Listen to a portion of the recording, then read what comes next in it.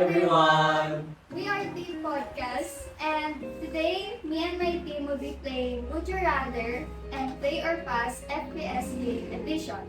I'm Gail, here along with Erich, Zaren, Robert, and Charles. So, for the first game that we will play, it will be Would You Rather, and we all just basically take turns answering which one we would rather choose among the two options that will be given.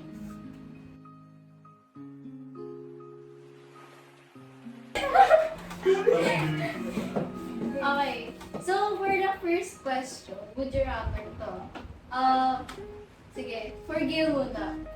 Would you guys rather play PC games or mobile games?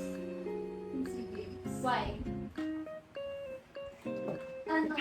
Kasi it's more fun at saka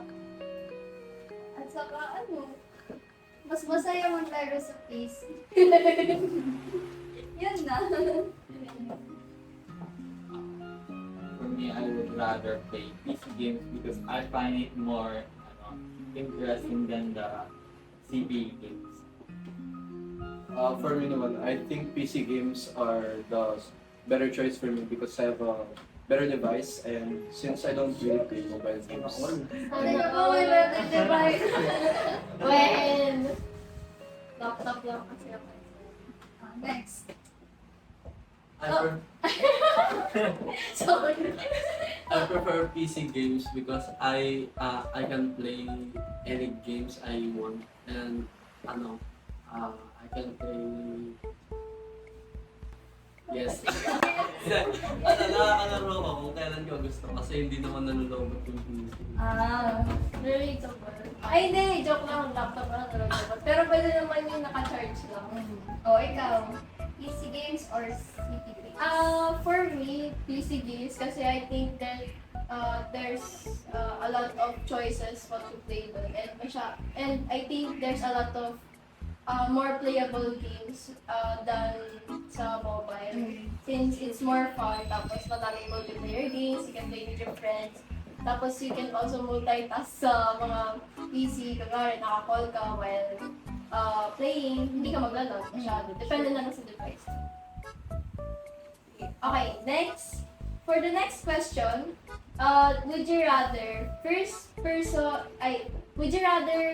play first-person shooting games or yung third-person shooting games? Ikaw naman. Hirap mamili.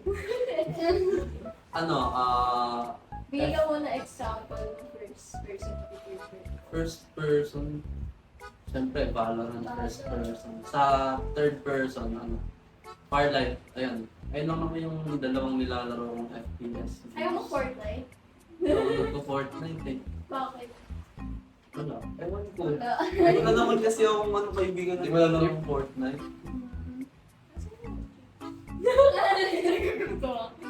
Okay. Okay. So guys, we have We have patatas, patata, roller coaster, Quick ad break. and tempura. Hindi to Puro pa sponsor. sa akin. Not sponsor. Sino pumili na to? Pumili na Robert. Sa'yo lang yun. Thank you, Robert. Wrapping mix. Sponsor. Sponsor. Bigyan ng medal.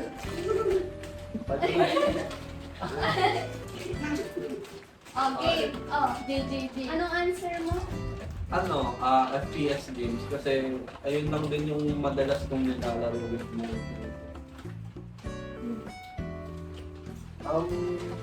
Siguro an example of first-person shooter na nilalaro ko. Most commonly, yung Valorant. Tapos, CSGO, then Payday 2. And sa third person naman, wala naman nilalaro yung mga Battle Royale. Ano lang, Warframe lang. Pero di naman siya parang third-person shooter na kalaban mo players eh. Parang ano lang siya, binabaril mo yung mga monsters lang. So, first-person shooter na. Kasi, it's more fun and meron parang competitive skill pag gawin. Lagi ka ba nagbabalor? Hindi masyado. Ano lang. Alam ko, nakalaro mo lang Oo. kami. Minsan-minsan lang. Ano na yan? I would more prefer the first person games than the third person kasi konti lang yung third person na nilalaro ko like GTA 5 and Helldivers. Unlike first person, ang dami kong nalalaro like Roblox. Apex Legends, Left 4 Dead, and yung iba ba? Ano nilalaro mo sa Roblox? Arsenal. Ano bang yung Roblox? Arsenal and Man City. First person ba yun? Pati adopt me. Or yung Arsenal lang? Sa Roblox kasi, madaming games eh. Madaming games. Pwedeng merong third person, merong first person. Depende na lang. Pero yung Arsenal, first person. Pero mostly ng games sa Roblox, first person. Ayaw mo pa magbalo. Hindi kaya ng device. Hindi ka naman. Ikaw, Kit. Okay, personally, I would rather pick FPS games kasi hindi rin ako naglalaro ng third-person shooting games. Normally, ang nilalaro ko is mga Valorant at PUBG. Okay, so for me naman,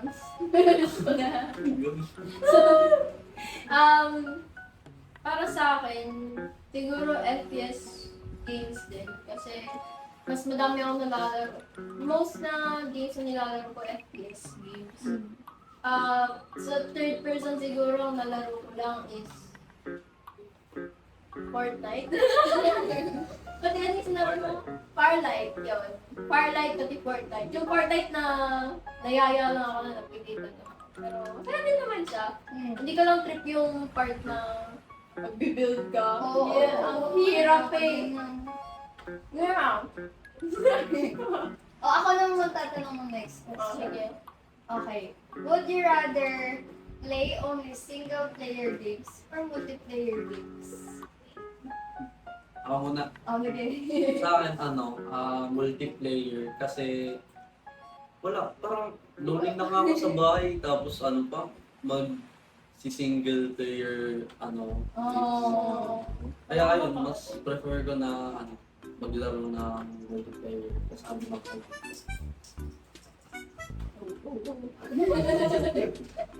Yung kalaman mo, Robert. Yun rin, multiplayer games. Kasi pag single player games lang nalalaro mo, parang masawa ka. Kasi eventually matapos yung single player game experience mo, will become boring. Imbes sa multiplayer games, madami mga pwede mangyari, madaming game modes, madami kang makakalaro. Masaya rin naman. Ano yung pagpipili yun? Only play single-player games or only play multiplayer games? For me, single player games. Oh. Especially those games that has a campaign modes. Kasi Ah. I find them more challenging than multiplayer games. Anong games? Like Call of Duty. Left 4 Dead. Pwede to. Kahit anong Call of Duty. Hindi ako galit big round. Nagtatalog ka. Left 4 Dead. May campaign dun. Oo. Diba? Pwede yun, mostly campaign games na Parang nilalaro sa ko is salon. yung Far Cry, tsaka Call of Duty. Far Cry, maganda yun. Meron Far yung Cry. series of games tapos. Recommendable. Okay. Ikaw, For me, I would also play only play multiplayer games kasi mas masaya kapag kasama ka pala. Parang naiiyak. Ano ba lahat? hindi pa. Hindi, Erich. Ako, medyo nahihirapan ako kasi pag single player games, ako na-enjoy ko rin yung mga single player games. Alam kong hindi FPS games yung God of War, pero if alam niyo yun, sobrang saya ng God of War pag Kratos. si Kratos. Kumuha niya ng buhok. Magandang story. Oo, Nakakaaliw. yung pag single player games, maganda yung mga story modes and such. Pero siguro pag FPS games, maganda multiplayer kasi much more fun siya with your friends, mas may enjoy mo. Pero ang ayoko lang dun is pag toxic yung kasama mo pati yung kalaban mo. Dun ka na mababate. Pero kadalasan nangyayari lang yun kapag nag-solo queue ka lang. Pag nag-solo yun. Mm. Pero pag kasama naman yung friends mo, sorry. Kawanan lang yung talo kayo.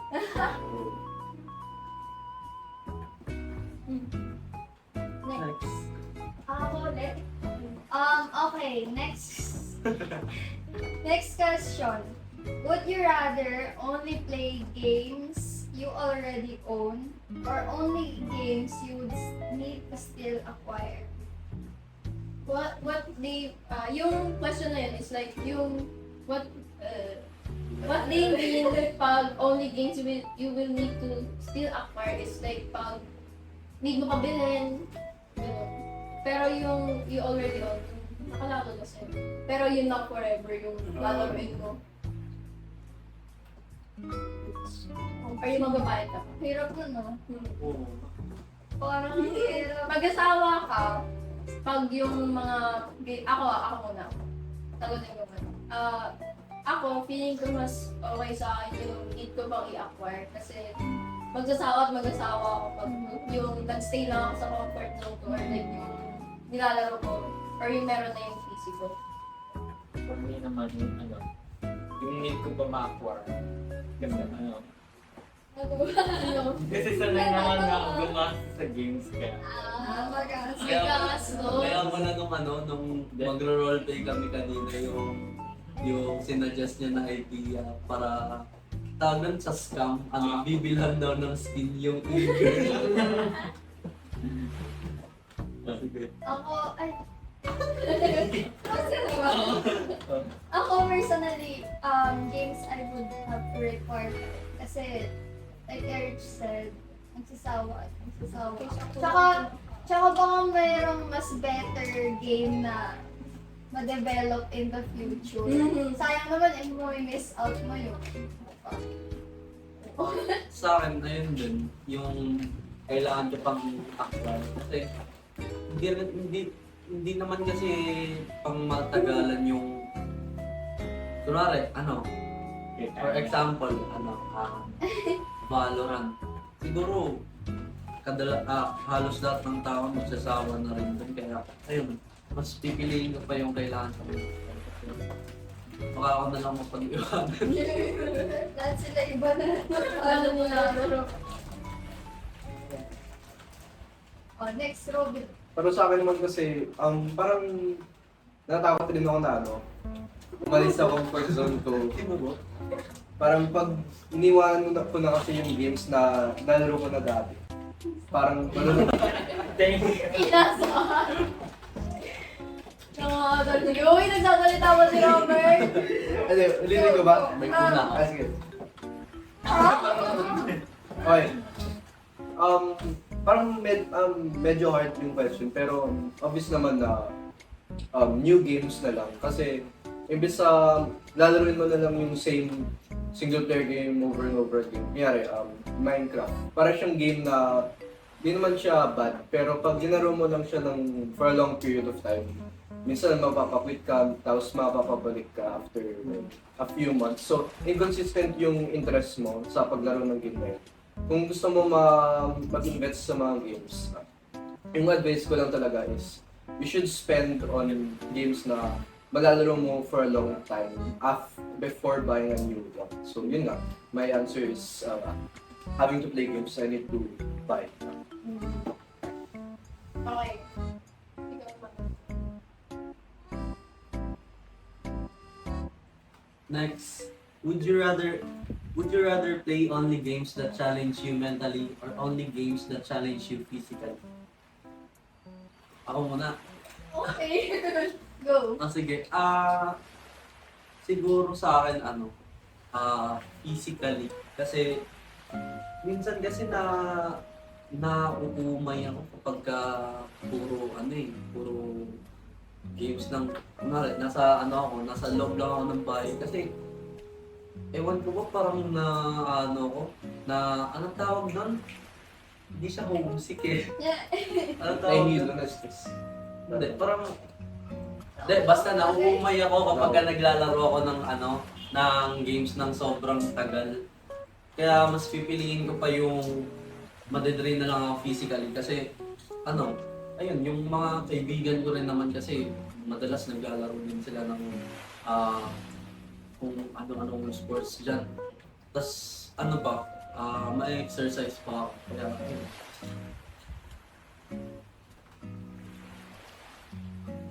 Robert, ikaw. Ang pindutin niya, pindutin niya. Pindutin mo, iikot niya eh.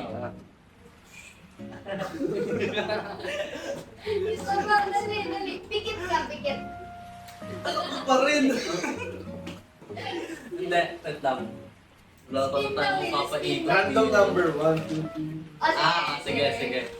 Bigay number. Ako, 32. 1, 2, 3, dami. 4, 5, Hindi, tanggalin niyo na ako. 1, 2, 3, 4, 5, 6, 7, 8, 9, 10, 11, 12, 13, 14, 15, 16, 17, 18, 19, 20, 21, 22, 23, 24, 25, 26, 27, 28, 29, 30, 31, 32. Pero ba yan?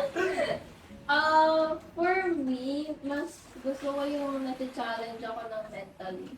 Kasi I think, mas nakakasa yung, kunwari lang kagaya sa Valorant, yun pwede mo makasa yung critical thinking mo, pati yung game strategy thinking, at kung ano mo tawag doon.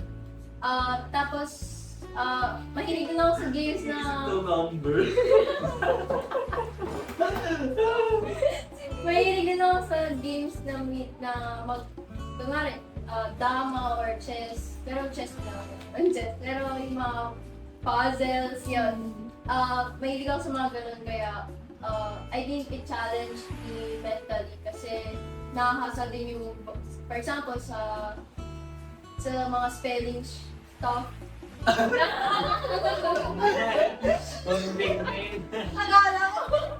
Akala ko may feeling ko, may gagano na ako sa edit eh. Pero, ayun. Muntik. Na, pero ayun, may mas okay na yun kasi nagagamit ko rin naman sa school.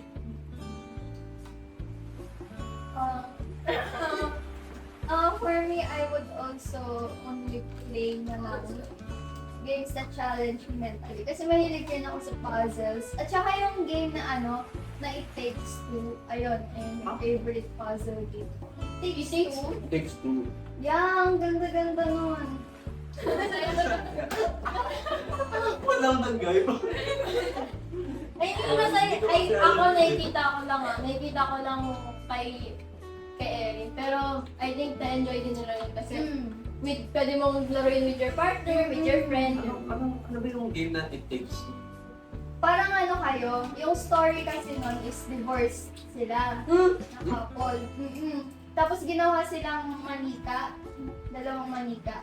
Tapos kailangan nilang Ano yun? mag-work together. Tapos mag-iisip kayo kung paano nyo isi-solve yung puzzles, gano'n. Hanggang sa makumpleto nyo yung game. Challenging pa. Mukhang challenging. Ang ganda. Next. Bodo. Bigla. Big. For me, I would pick those games that will challenge me physically. Kasi,